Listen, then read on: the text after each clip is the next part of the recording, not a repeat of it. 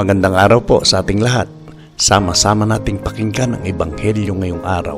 Naway magbigay ito ng liwanag at pag-asa sa ating buhay. Ang mabuting balita ng Panginoon ayon kay San Lucas. Noong panahong yon, sinabi ni Jesus sa mga Pariseyo, may isang mayamang nagdaramit ng mamahalin at saganang-sagana sa pagkain araw-araw. At may isa namang pulubing nagngangalang Lazaro, tadtad ng sugat at nakalupasay sa may pintuan ng mayaman upang mamulot kahit mumong nahuhulog mula sa hapag ng mayaman. At dooy nilalapitan siya ng aso at dinidilaan ang kanyang mga sugat. Namatay ang pulubi at dinala ng mga anghel sa piling ni Abraham. Namatay rin ang mayaman at inilibing. Sa gitna ng kanyang pagdurusa sa Hades, tumingala ang mayaman at kanyang natanaw sa malayo si Abraham, kapiling si Lazaro.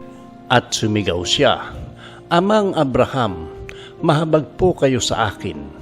Utusan niyo si Lazaro na isawsaw sa tubig ang dulo ng kanyang daliri at palamigin ang aking dila, sapagkat nahihirapan ako sa apoy na ito."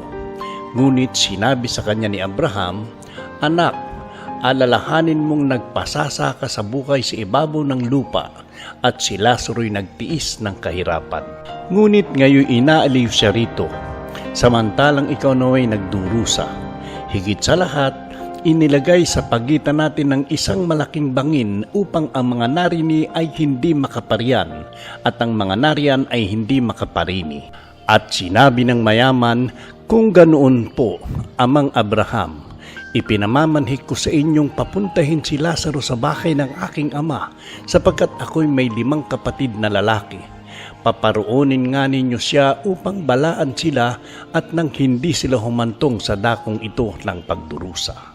Ngunit sinabi sa kanya ni Abraham, nasa kanila ang mga sulat ni Moises at ng mga propeta. Pakinggan nila ang mga iyon, hindi po sapat ang mga iyon, tugon niya.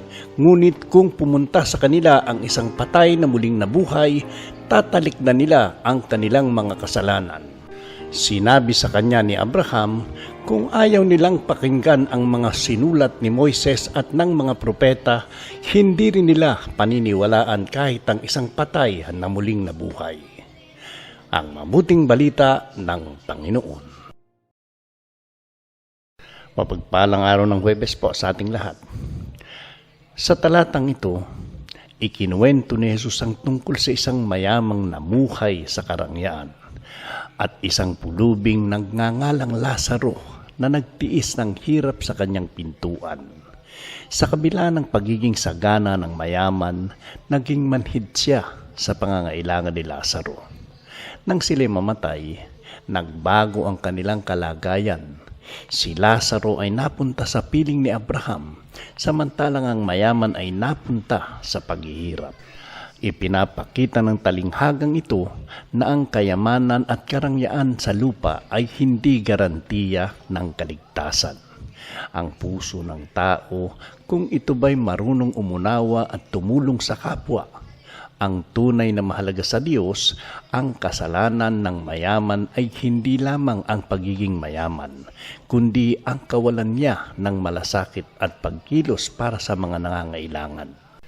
Makikita rin dito na habang tayo nabubuhay, may pagkakataon tayong magsisi at magbago.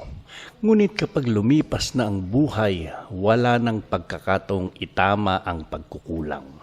Ang salita ng Diyos ay sapat ng gabay upang tayo mamuhay ng tama. Kailangan lamang natin itong pakinggan at isabuhay. Hinahamon tayo ng Ebanghelyong ito na suriin ang ating sarili. May mga Lazaro ba sa ating paligid na hindi natin napapansin? Paano natin maipapakita ang ating pananampalataya sa pamamagitan ng konkretong pagmamahal sa kapwa? Manalangin tayo.